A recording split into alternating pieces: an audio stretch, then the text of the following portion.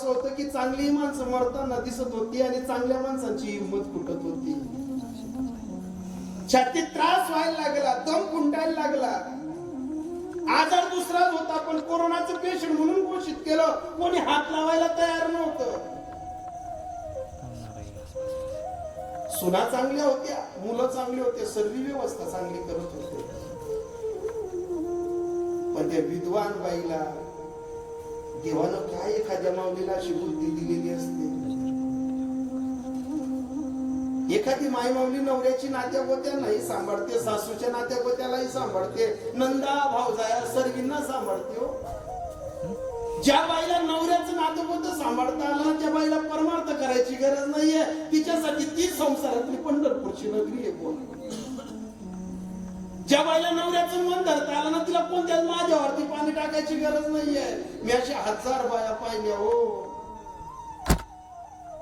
काही काही विद्वान माणसं कोपऱ्यात रडतात आणि त्यांच्या बाया महादेवावरती पाणी टाकतात. मी कोणत्याच मायमाऊलीच्या विरोधात बोलणार नाही, पण मी हिंदू धर्माचा तुमचा आणि माझा कुठेतरी ऐका ना भावनिक तत्वाचं नातं आहे. मी या मतानं सांगून जाईल, अरे कुठंतरी पाणी टाकायला 2 पावलं मागे सरका, पण 7 जन्माचा आपला जोडीदार कुठं कोपऱ्यात रडला नाही पाहिजे.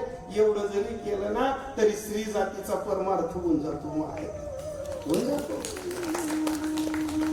काय विद्वान बाई असेल, गोड बाई होती. शरीराची लाई लाई व्हायला लागली, त्रास वाटायला लागला, दम छाटायला लागला, डोके कमी पडायला लागले. आणि नर्साला त्या बाईंनी सांगितलं, हे बाई, मला नाही वाटत मी घरी जाईन. अगं मला नाही वाटत मी माझ्या दाब्यावर उभी राहून माझा सर्वाशी भर पाहिल. मला नाही वाटत की मी आता माझ्या नवऱ्याचे कपडे धुवायला जाईल.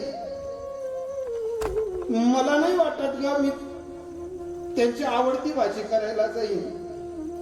माझ्या मुलांसाठी सुना आहेत ग.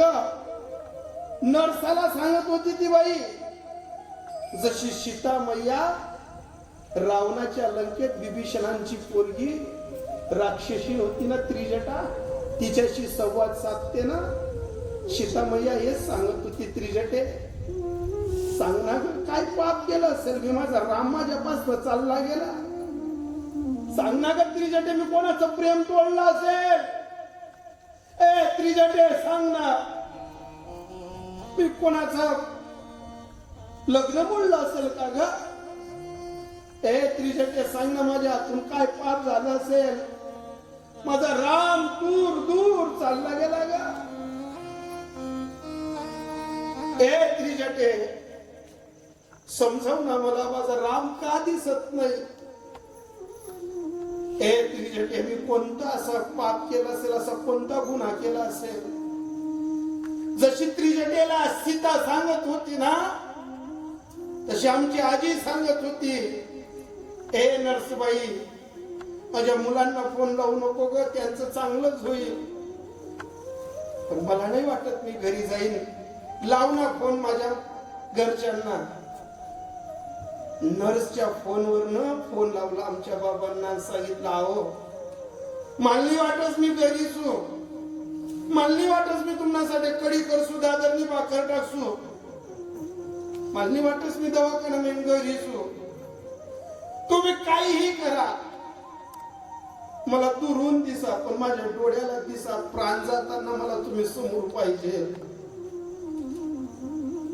नर्सला ती बाई सांगत होती, अगं माझं पहिलं बाळक पण झालं ना, मला माई नको होती, मला बाप नको होता, पण माझा 7 जन्माचा जोडीदार माझ्या हातात हात घालून दवाखान्यात होता ना, मला माझी डिलिव्हरी सुद्धा गांजली नव्हती, माझं बाळक पण सुद्धा गांजलं नव्हतं. आता मी जीव सोडेल ना, तेव्हा सुद्धा तो माणूस माझ्या समोर पाहिजे. नर्स रडायला लागली. नर्स सांगायला लागली, आजी काय ग तुझं प्रेम, काय ग तुझ्या प्रेमातले शब्द. तारुण्यातल्या मंडळीला असं वाटतं प्रेम म्हणजे गड्यात हात घालणं. तारुण्यातल्या मंडळीला असं वाटतं गाडीवर बसून नवऱ्याच्या खांद्यावर हात ठेवणं. तारुण्यातल्या मंडळीला असं वाटतं सेल्फी काढणं याला प्रेम नाही म्हणत. प्रेम खरं असतं एक कहे और दूजा रोए. प्रेम नाही सांगता बोलता दाविता अनुभव चित्ता चित्त जाणे. कासवीचे वाढ वाढे कृपा दृष्टी. कासव अंधारत नाही हो, गोंधारत नाही हो, पण फक्त प्रेम या तत्वाने पिलाला संगरते सावरते ना. तसं शेवटच्या काळात पती आणि पत्नीचं प्रेम जिरलेलं असावं, मुरलेलं असावं, शेवटचा काळ सरलेला असावा.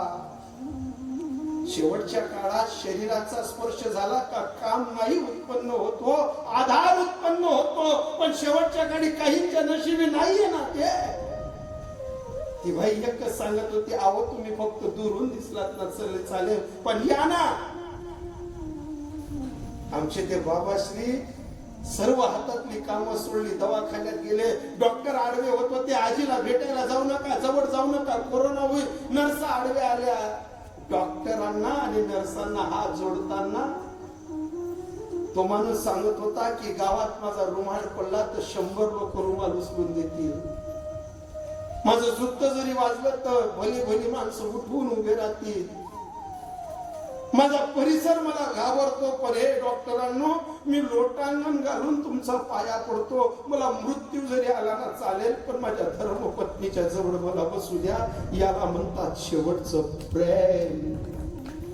प्रेम प्रेम याला म्हणतात. मला बसू द्या हो. सर्व डॉक्टरांनी माघार घेतली. वयस्कर मंडळी ऐका, ते बाबा त्या आजी जवळ बसले. त्या आजीने हातात हात घेताना एकच सांगितलं, आहो मी नाही घर यावा, पण मी जाता जाता एक भीक मागणी जास्तून स्वभाव सोडी दे ज्या.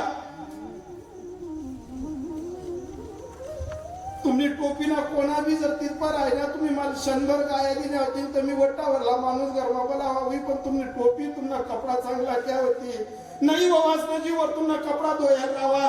संताप नका करजा. मला फोटोकडे दे की 2 गाया द्याच्यात, पण कोणावर रुच्छात नका. हे एक लक्षात ठेवा.